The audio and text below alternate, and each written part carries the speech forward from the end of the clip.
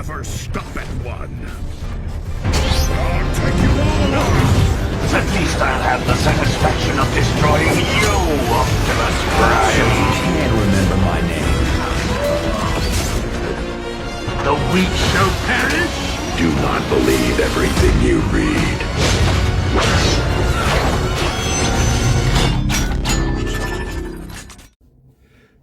Hello everybody on YouTube, I'm Cyberverse Prime, and today we're going to be taking a look at the Transformers Dark of the Moon Deluxe Class Bumblebee from the first wave of Dark of the Moon figures from 2011. And honestly, I am pretty... This was actually my first Dark of the Moon figure when the line came out in 2011. And I can't lie,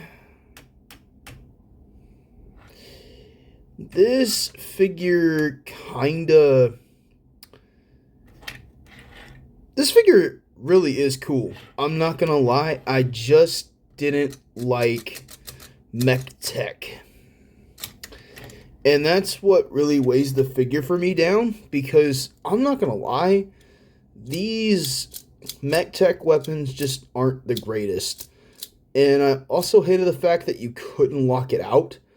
And to be honest, this is supposed to look like his blaster that he uses in the movies, and it doesn't work. And I mean, I'm thankful this was when they started putting the gimmicks in the weapons and not the figure, but what was wrong with the first movie Bumblebee, where he could hold the weapon in his hand, and then if you open the cannon up, it revealed the blade? What was the problem with that? Why couldn't we had something like this for this Bumblebee? But nevertheless, yep, that's his mech tech weapon. Whoops. It's going flying now. So, yeah, the mech tech weapon is not one of my favorites. But Bumblebee here by himself, he's actually pretty awesome, in my opinion. I actually really dig this guy. And I can't deny this being my first Dark of the Moon figure. This isn't half bad. And I'm going to be honest, when the Dark of the Moon line launched, I wasn't happy. Honestly, I really wasn't. Well, I don't want to say I wasn't happy. I was more into the Dark of the Moon Cyberverse line, and that's where I got my name, honestly, because I was a big Cyberverse Legion and Commander class collector at the time, and I really wanted most of those figures because most of the figures in that line, to me, were the best versions of the characters from the film, and that's kind of sad, mainly because their weapons weren't, mech tech, and they weren't hindered too much. They actually looked like weapons, and they looked somewhat like a decent representation of their appearance in the film. And that's why I didn't really go for like the Deluxes, Voyagers, and Leaders back then, because I just some of it interests me, and then most of it didn't. I don't know. I was and I was going with, I was 11, 12 at the time, and I was just hitting puberty, I guess, but I don't know. But Transformers Dark of the Moon Bumblebee here is actually pretty cool. And I think this is probably one of my favorite Bumblebees in my collection, mainly because of just this alt mode. This alt mode is just badass.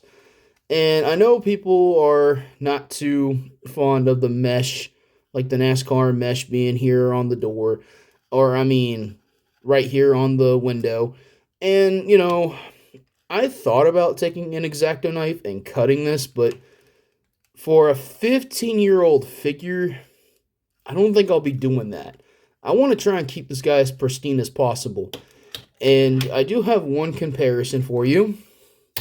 Here is my custom Dark of the Moon side swipe. Not the best paint job in the world from me, but I will be touching up the... I mean, I could, say that's battle damage, but I don't know. I really don't like this. And I know there's a silver version of this guy, but I'm not paying $100 to $200 for a silver sideswipe that's incredibly freaking rare. I'd rather just take the original that I can get for not even half the profit and just paint it myself. And honestly, I think I did a pretty damn good job. You'll see why the headlights are red later when I get to his video. But yeah, there's your size comparison with Dark of the Moon Sideswipe. So I guess to get into transformation, what you do is, like any other ordinary Bumblebee, you open the doors, and there's his windows. And honestly, this is actually pretty clever, and it kind of gives it realism in a way, because if you didn't want, like, say this wasn't here, say this mesh wasn't here, and you'd actually cut it off, you could flip the windows up or leave them down and give them that like a rolled down kind of look. So I'd give this guy an A+. If this wasn't here, that would have been the coolest feature on the figure, in my opinion. Alright, so the doors are open. Now what do you do next? You go ahead and come to the fenders or the wheel here and pop them out. Just like any other Bumblebee from Bayverse. Take the shoulder piece here. Open it up. Take the shoulder piece. Get the arm out of there. Then you want to come to this whole section here and lift it up. And that's going to... This is going to accordion up. And this is going to flip up. You're going to fold that down for now until I show you what's really cool about this figure. Then you're going to take the back fenders here and swing them just like that. Get his knees ready to go. Split at the middle of between his legs. Take the foot, fold it down, and then, of course, just like on the other Bumblebees, this piece will flip up and fill in the knee. Then you're going to take this piece and just position it however you want. I like to leave them like this to give them more movie accuracy. And then what you're going to do next is you're going to take these pieces here from the front of the car. You're going to lift them up. Then you're going to come here at the bottom bumper. Flip that piece up. Then you're going to fold the whole chest down and it'll lock into place. Then you're going to kind of feed this underneath the fenders here, or the front of the car, just to clean it up a little bit more.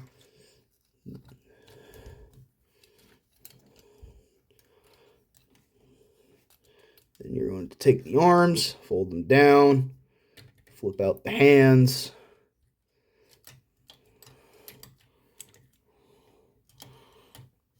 And there is Bumblebee in robot mode. And this is a really cool Bumblebee. He doesn't have gorilla arms. He doesn't have, a whole bunch of kibble on his arms either. This is literally the most screen accurate Bumblebee from the trilogy. I'm going to say the original trilogy figures. Because we did end up getting something better, which is still kind of crap. And that's the TLK Bumblebee. But I'll be honest, that TLK Bumblebee, that thing's pretty cool. If you have the Japanese version, absolute cinema. I don't know. But anyway, yep. So here's Bumblebee. He looks pretty good. He looks like he I don't want to say jumped off the film screen, but he looks awesome. The only thing is that he's got no neck, really. That's what it looks like to me, but in certain shots, he does kind of look like that, where he has no neck, and it's just kind of funny.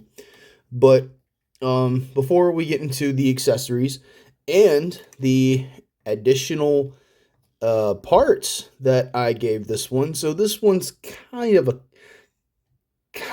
custom. But anyway, Bumblebee here has a ball joint here at the head, which is really cool. He's got a waist rotation. He's got ball jointed shoulders. He's got a mushroom peg here at the elbow.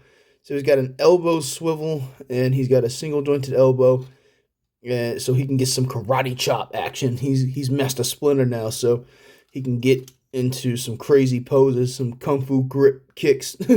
I'm just playing, but yeah, he's got a single jointed elbow, ball jointed hip, thigh swivel, single jointed knee, which isn't much range, and then nothing at the feet, so no ankle tilt, nothing there. But yeah, this is a really cool figure. Now, in terms of the additional accessories that I give him,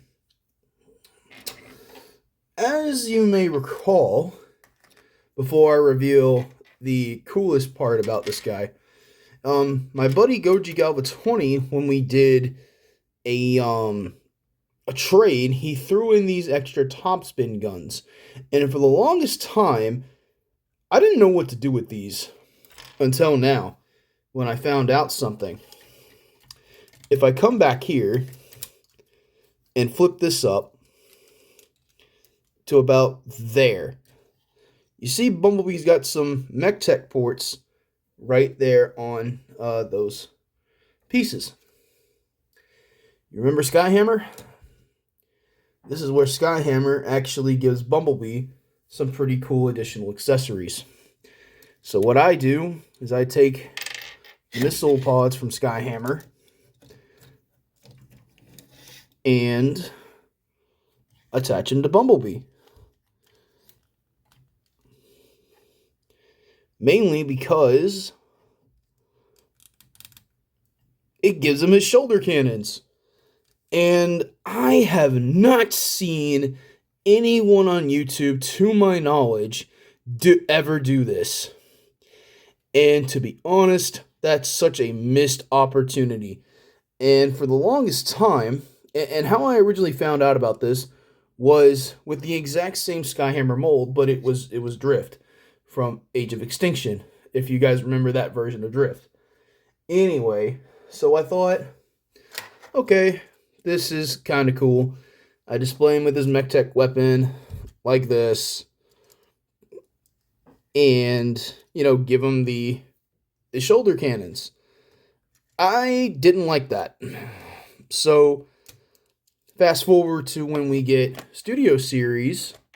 Oh, and when I do with these topspin guns here, real quick before I reveal the cool thing, is that I give them to Skyhammer.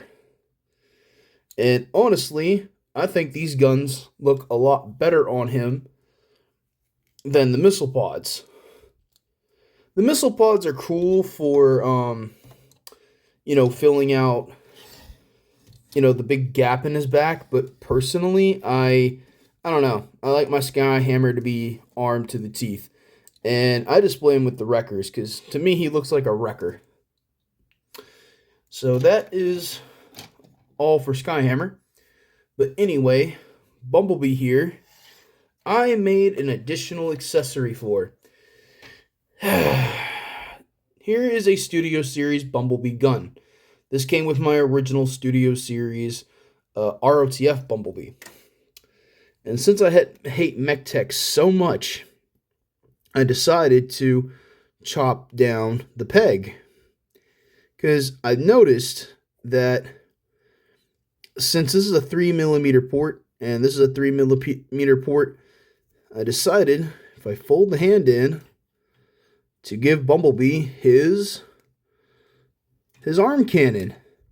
Now, it's not a perfect fit, but it works.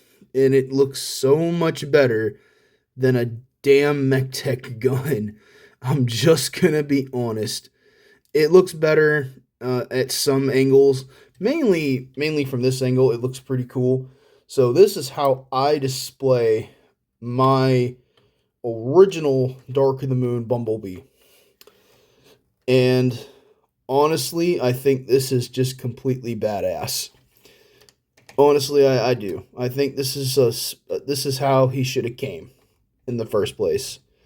He should have came with the missile pods, and a regular gun.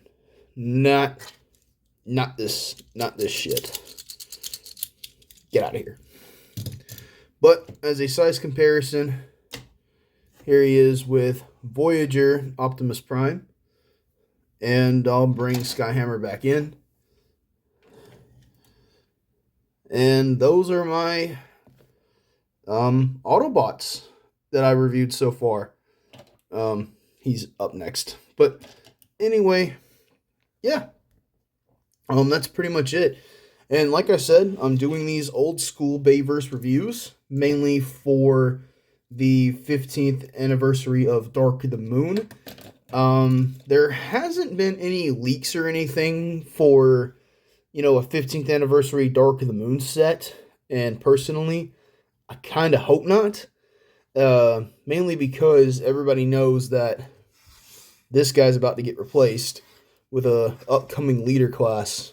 And personally, I rather not see another Optimus Prime being reissued for Dark of the Moon. I would rather see someone like Sentinel Prime. Sentinel Prime is, very, very hard to get a hold of, the Studio Series version of him.